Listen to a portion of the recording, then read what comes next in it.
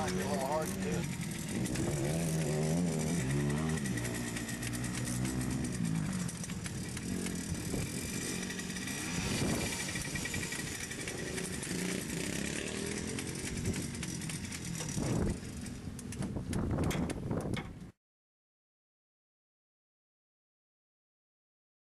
I don't even drain it beforehand. I just put a little pan underneath it. Catch it when I pour it out.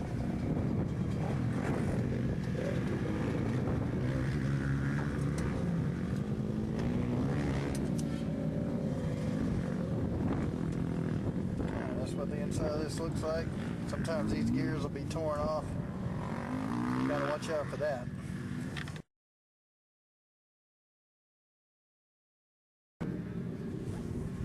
This is actually the clutch. Like I said, there's a couple ways that you can hold this thing. You can either put this through a couple of holes in here and then use a 15mm socket to undo the bolt. It's standard right-hand threads to do that with.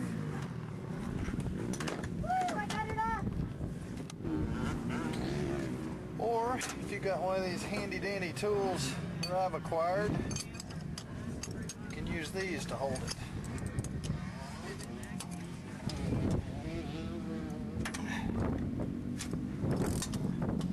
And then we place a puller, all different kinds of pullers. I don't really remember where I got this one from.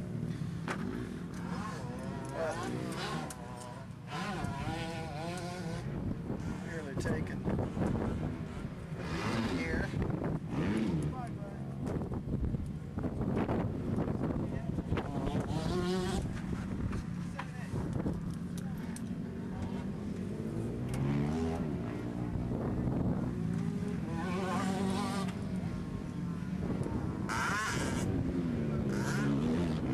Then, again, this handy dandy puller will actually fit right here. Any of you that have one of these.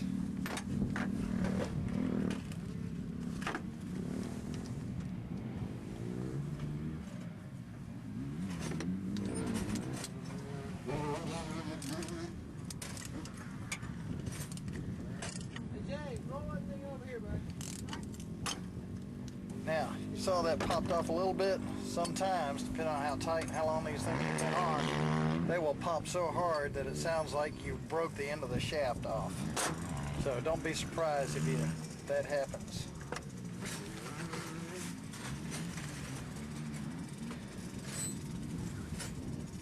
Now here's the basket. And if you can see back here, there's washers back here. Mine has two. Some of yours may have two, some may not. Those washers right there are the ones that you hear so much about that bind in between this and the crank bushing in there and may cause this to bind up on you. And here's the needle bearing that goes inside of there. Always check these teeth, make sure none of them have broken off. Looks like all the teeth on the primary, this is the primary gear, and your basket look good on this one, so I'm not going to do a whole bunch to it.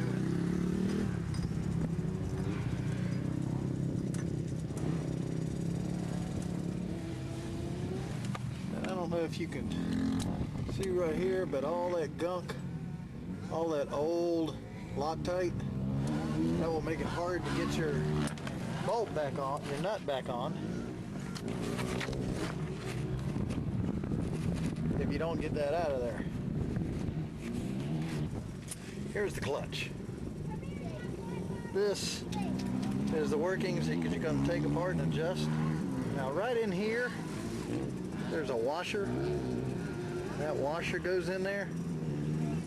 And sometimes when you're trying to pull it off, that washer will get stuck on the end of this, and your puller will act like it doesn't want to pull this off. So if you really can't get it off, make sure that that washer is still not in there after you took this nut off of it. Now another thing on this clutch, for all you guys that are new to this, you'll notice inside of here, there's no keyway or key, but you can see that the inside of this clutch is tapered, and it merely fits on this tapered shaft. If you can look right here, you can see that that shaft is tapered. Now, if you don't have all of your threads clean from your previous Loctite, then you can't screw this hub up, and it won't lock up against that tapered shaft before it binds up and starts turning the crankshaft at the piston. Now, in that case, you'll need a piston stop to stop that.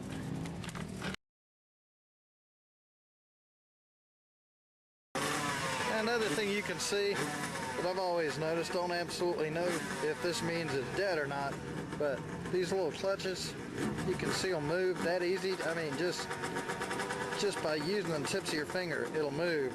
So pretty much I think those things are worn out, and you'll see when you put them back together, they're stiff. Okay, you can disassemble each of these nuts. That's where your washers are, and it'll be 10 millimeters.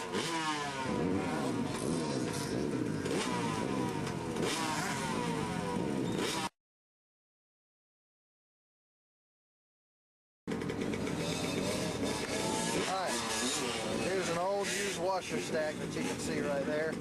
So I have mine put together. And then I'm going to show you something else here in just a second.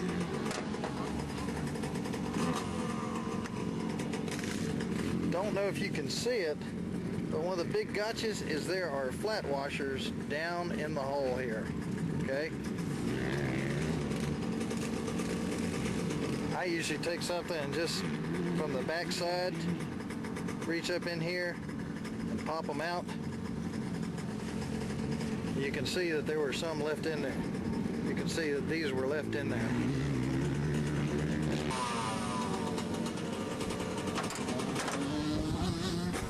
After all three shoes are off, this is the hub. This is what it looks like. Not much to it. A few holes, place for bolts, and this little pawl right here is for the starter.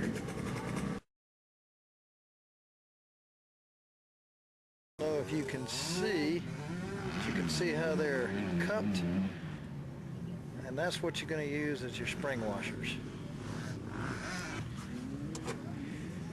Now, I've heard some of the guys say when you measure these springs, they should be like 0.47 minimum, and I've got one right here, and you can see it's about 0.49 inches, so or 0.049 rather. So if you want to measure used springs, that's what they're talking about when you measure it.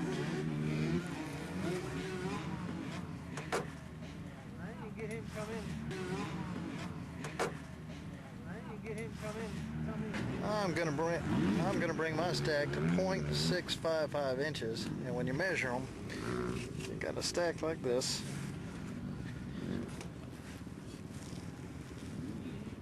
And I just take and put it end to end, and then you can see I've got about 0.623 on this stack.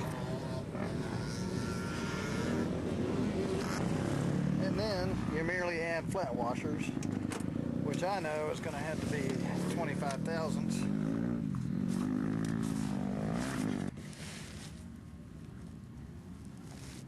And you can see that's about 0.654, and I want a 655. So that's going to be pretty close. You can do that for all three. Another trick I have when you're going to be out at the racetrack and you may need to rebuild your clutch real quickly, I'll go ahead and measure my stacks and put them on a zip tie like this so that they're all together in the right order and at the right height, and then I can just cut the zip tie and put them in really quickly. Another item to look at are the sleeves. Now, as you can see, these sleeves have a little bit of wear, and these washers make some grooves in them. I've heard a lot of people say if you can catch your fingernail on them to replace them. This isn't that bad, so I'm not going to replace it. Alright, reassembly is really easy. I take and put all my washers back on the stack. I put my flat washers, put all the washers back on the stack. I put my flat washers next to the clutch shoe, but I don't know that it actually makes any difference. It's just the way I do it. Put a little bit of Loctite, then slide it into the clutch shoe.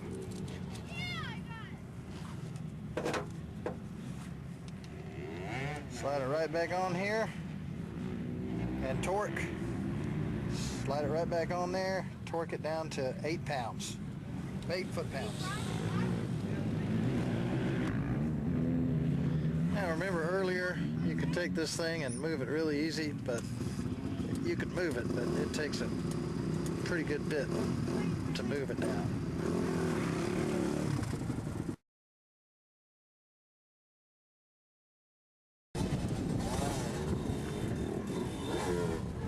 Set on there, a little bit of Loctite.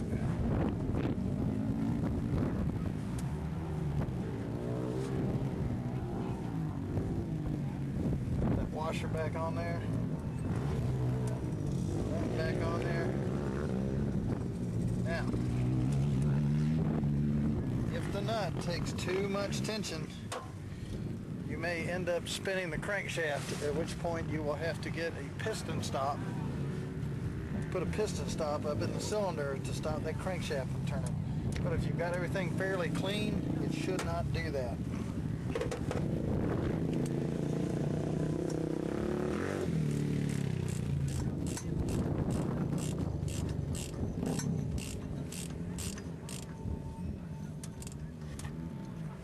Alright, you can see once it gets up on there, it actually grabs pretty good. And then you torque down to 25 foot-pounds.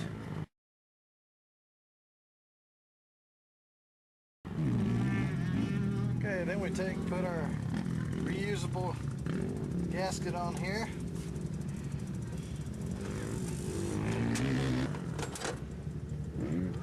Put the clutch cover back on. Then once you're done with that, you add your oil back in. I put 250 cc's in myself, but a lot of people have different opinions on that.